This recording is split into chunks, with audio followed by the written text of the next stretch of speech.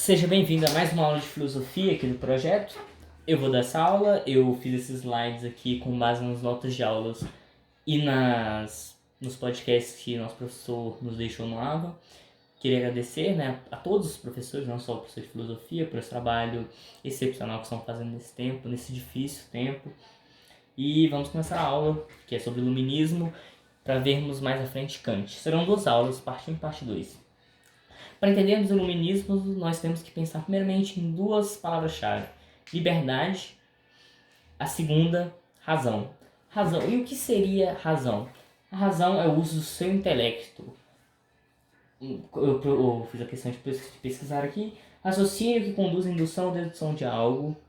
Também é um conceito. Ou seja, mas é mais o uso do seu intelecto para alguma questão. Em si é isso. Todos os homens são dotados de uma racionalidade e uma capacidade de aprender e agir livremente. O slide, se você quiser anotar, tudo tem na nota de aula. Acho que 90% está na nota de aula. Eu só peguei alguns trechos aqui que eu, na minha visão, achei um pouco mais importantes, que têm um certo destaque. E também para eu ir lembrando, na hora que eu vou falando. E para os iluministas, ele tinha outro valor também. É um valor, claro, mantém esse valor mais aprofundado, não é? Que é o conhecimento, a razão, teria a capacidade de libertar o ser humano das amarras impostas pela ignorância e pela superstição. Por que a razão então seria importante? Além disso, quando você tira essas amarras, significa que o ser humano não está mais sendo dominado, não está sendo mais subjugado por alguma ideia. Nós vamos ver muito esse conceito, essa parte aqui em maioridade e menoridade em Kant para uma futura aula.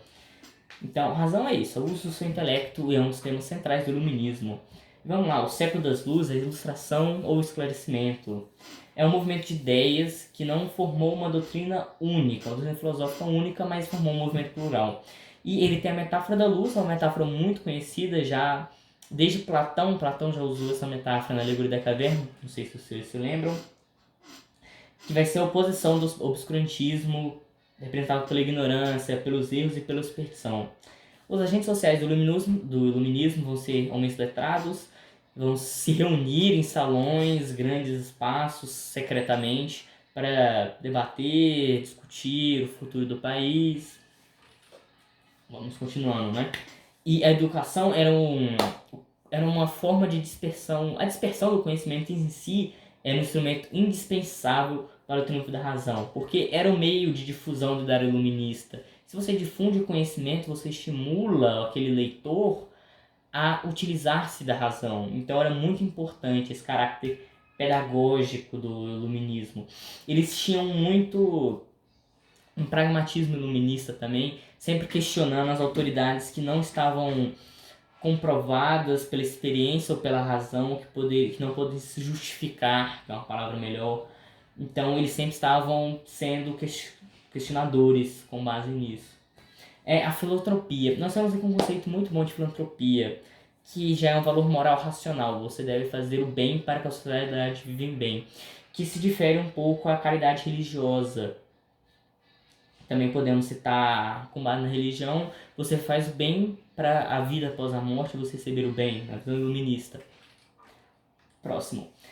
E chegar ao último ponto aqui dessa aula, que vamos falar sobre a secularização. Ou você pode ver também como uma laicidade. Lembra um pouco o Estado laico, quando você fala Estado secular. Eu não tenho 100% certeza se é a mesma coisa, são sinônimos, mas 90% dos casos são usados como sinônimos, então eu coloquei aqui para um melhor entendimento. Que nessa época se tornaram muito comuns as críticas às crenças e práticas religiosas. A religião era vista muitas vezes como um fator que mantinha um homem preso a essas amarras da ignorância, a essas crenças irracionais, na visão iluminista. E a gente vai ver muito em Kant também. Kant aborda nos temas centrais, sendo a igreja, então vamos ver ainda. E diversos autores passaram a defender a tolerância como dever moral, e alguns viram Deus como arquiteto do universo, uma razão suprema, que se mantinha distante dos assuntos humanos, só poderia ser alcançado por meio da razão, e não por outra forma.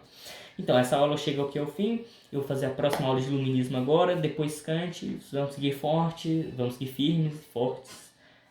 E é isso aí.